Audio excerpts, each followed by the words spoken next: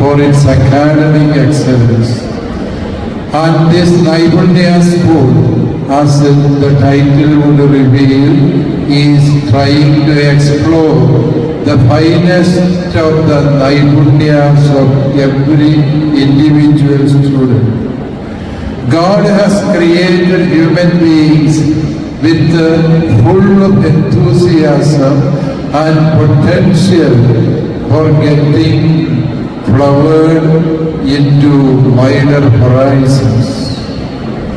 You might have come across with one of the famous English dictum. Yes, we will be able to count the number of seeds contained within a single apple, but we will never ever be able to count the number of possible apples contained within a single apple seed. If I translate the dictum into Malayalam, ഒരു ആപ്പിളിനുള്ളിൽ എത്ര വിത്തുണ്ട് എന്ന് നമുക്ക് എണ്ണി കണ്ടുപിടിക്കും. ഒരു 5-6 വിത്തുണ്ട്. എന്നാൽ ഒരാപ്പിളിൻ വിത്തിനുള്ളിൽ എത്ര ആപ്പിളുകൾക്കുള്ള സാധ്യതയുണ്ട് എന്ന് ചോദിച്ചാൽ ഇൻന്യൂമറബിൾ. ഒരു വിത്ത് ഒരു മരമായി കഴിയുമ്പോൾ അതിൽ നിന്ന് ഒരു വർഷം തന്നെ ഒരു 10-600 ആപ്പിൾ. എത്ര വർഷമാണ് ഒരു ആപ്പിൾ കായ്ക്കുക? And every apple has got to the same potential to multiply its fruits. See, this is the importance of finding out Naipunya or the skills or the potentials within a student. Yes, dear parents, I congratulate you sincerely. You have wonderful children, the smartest of this region. And you are really interested in developing the various God-given skills of your children. That is why you have rightly opted for Naipunnya Public School. And this is a right choice. When you see the various performances which are going to be staged soon after, you will realize that your choice was right. You took the right decision in joining hands with the Naipunnya Public School in developing the skills of your children. Dear parents, we should know what is really significant in education. വിദ്യാഭ്യാസം എന്ന് പറയുന്നത് ആത്യന്തികമായി ഒരു വ്യക്തിയുടെ മനുഷ്യത്വത്തെ അതിൻ്റെ ശരിയായ അർത്ഥത്തിൽ അളവിൽ വളർത്തിയെടുക്കുക എന്നാണ്. ഭാരതത്തിൽ ക്രിസ്ത്യൻ മിഷണറിമാര് വിദ്യാഭ്യാസം തുടങ്ങുന്ന കാലത്ത് വിദ്യാഭ്യാസം എന്ന് പറയുന്നത് ആധുനിക വിദ്യാഭ്യാസം ഈ നാടിന് അന്യമായി. വിദ്യ എന്നത് സംസ്കൃതം പഠിച്ച് വേദപരിജ്ഞാനം നേടുക എന്നതിനപ്പുറത്തേക്ക് വളരാത്തൊരു കാലഘട്ടത്തിൽ 1803 ലണ്ടൻ മിഷണറിമാർ വന്ന് ഇവിടെ പള്ളിക്കൂടങ്ങൾ സ്ഥാപിച്ചു, സ്കൂളുകൾ. ഈ സ്കൂളുകൾക്ക് ഒരു പ്രത്യേകതയുണ്ടായിരുന്നു. അതിലെല്ലാ ജാതിക്കാരെയും ഇരുത്തി ഒരേ ബെഞ്ചിൽ ബ്രാഹ്മണന്റെയും ക്ഷത്രിയന്റെയും വൈശ്യന്റെയും ശൂദ്രന്റെയും പിള്ളേരെ ഇരുത്തി തുടങ്ങിയ ഈ പള്ളിക്കൂടങ്ങൾ ആദ്യത്തെ 9 പള്ളിക്കൂടങ്ങൾ തീ വെച്ച് നശിപ്പിക്കപ്പെട്ടു. കാരണം സവർണർക്കത് സഹിക്കാവുന്നതിനും അപ്പുറത്തായിരുന്നു തങ്ങളുടെ കുഞ്ഞുങ്ങളെ ഈ അവർണർക്കൊപ്പം ഇരുത്തി പഠിപ്പിച്ചു എന്ന അപരാധം.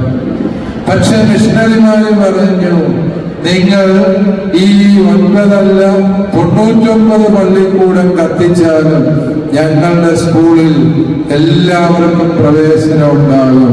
കാരണം ഞങ്ങളുടെ വിശ്വാസം അതാണ്, ദൈവം തന്റെ ഛായയിൽ സാദൃശ്യത്തിൽ മനുഷ്യനെ സൃഷ്ടിച്ചു.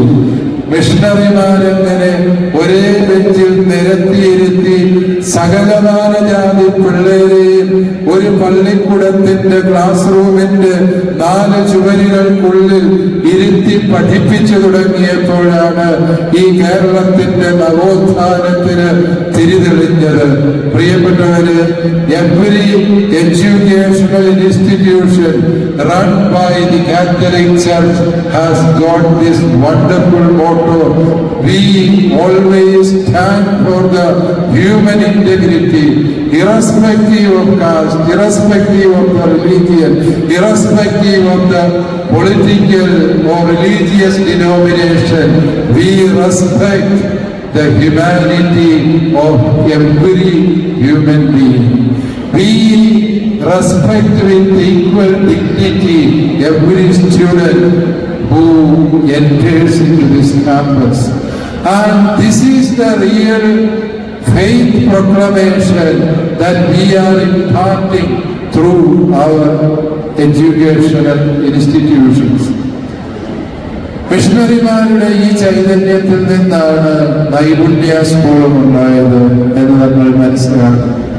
When you have been watching through the wonderful achievements that have been bagged by this school in the current academic year, certainly I was really astonished how marvelously we have been able to perform so excellently. I should congratulate our Executive Director, Reverend Dr. Bindu Kilakal, and our Assistant Executive Director, Father Akhil Appadan, and our beloved Principal, Reverend Mrs. Rajalashmi MP, and their teamwork. It is really remarkable, and we respect and we are really proud of the wonderful achievements you have made this current academic year. Once again, we have to remember the real motto of our school. വിദ്യാഭ്യാസം നൽകിക്കൊണ്ട് ഈ രാജ്യത്തെ നമ്മൾ പടുത്തുയർത്തുകയാണ്. സ്കൂളുകളിൽ uniform കൊണ്ടുവന്നത് എന്തിന് എന്നുള്ളതൊരു തർക്കവിഷയമായൊരു കാലമാണ്. ചാമറ കുര്യാക്കോസ് ഏലിയാസ് അച്ഛനാണ് സ്കൂളിൽ യൂണിഫോം കൊണ്ടുവന്നത്. CLC സിസ്റ്റേഴ്സിനോടുള്ള ആദരം കൊണ്ട് മാത്രം ഞാൻ പറഞ്ഞതല്ല, അതൊരു സത്യമായതുകൊണ്ടാണ്. എന്താണ് അതിന്റെ അർത്ഥം എന്ന് ചോദിച്ചാൽ, ഈ ജാതിയിലുള്ള പിള്ളേർ പള്ളിക്കൂടത്തിൽ പഠിക്കാൻ തുടങ്ങി. പക്ഷെ പ്രശ്നം, ഓരോരുത്തരും ഓരോ വേഷം ധരിച്ചു. ബ്രാഹ്മണ കുഞ്ഞുങ്ങള് പൂണൂല് ധരിച്ച് ഷർട്ടിടാതെ വന്നപ്പോൾ ക്ഷത്രിയന്മാര് കസവ് വേഷ്ടിയും സ്വർണത്തിന്റെ വളയും തളയും ധരിച്ച് പള്ളിക്കൂടത്തിൽ വന്നു. വൈശ്യന്റെ കുഞ്ഞുങ്ങൾക്ക് മുട്ടോളം എത്തുന്ന തോർത്തൊടുക്കാന് അവകാശമുണ്ട്. ശൂദ്രന്റെ കുഞ്ഞുങ്ങൾക്ക് വാൽനീളമുള്ള ഒരു അരക്കച്ചയ്ക്ക് അപ്പുറത്ത് വസ്ത്രം അനുവദനീയമല്ലാത്തൊരു കാലമുണ്ടായിരുന്നു. കുഞ്ഞുങ്ങളെ അവരുടെ വേഷം കൊണ്ട് ജാതിപക്ഷത്തിന്റെ പിടിയിൽ നിർത്തുന്നത് കണ്ട ചാവറ പിതാവ് തന്റെ സന്യാസത്തിന്റെ ചൈതന്യം പള്ളിക്കൂടത്തിലേക്ക് എടുത്തു വെച്ചു. എല്ലാ വിദ്യാർത്ഥികൾക്കും ഒരേ വസ്ത്രം. ഇംഗ്ലീഷ് മീഡിയം സ്കൂളുകളിലെ ഈ യൂണിഫോം എന്ന് പറയുന്നത് ഒരു സുവിശേഷ പ്രഘോഷണമാണ്. അതൊരു ദേശീയോദ്ഗ്രഥന ഉപാധിയാണ്. ഒരു സ്കൂളിലെ കുട്ടികളെ കണ്ടാൽ അവന്റെ മതവും ജാതിയും തിരിച്ചറിയാൻ പാടില്ല, അവരെല്ലാം ഒരുപോലിരിക്കണം എന്നുള്ളൊരു ദർശനപരത ഈ യൂണിഫോമിന്റെ പിന്നാമ്പുറത്തുണ്ട് എന്ന സത്യം പ്രിയപ്പെട്ടവരെ നമ്മൾ മനസ്സിലാക്കുക. അതുകൊണ്ട് ഈ പള്ളിക്കൂടങ്ങൾ നമ്മുടെ നാടിനെ പടുത്തുയർത്തുന്നതിന് നൽകിയ സംഭാവനകളുടെ പിൻതലമുറയിൽ നിൽക്കുന്ന ഒരു വിദ്യാഭ്യാസ സ്ഥാപനമാണ് നൈപുണ്യ സ്കൂള്. ഈ സ്കൂൾ കൂടുതൽ ഉയരങ്ങളിലേക്ക്, കൂടുതൽ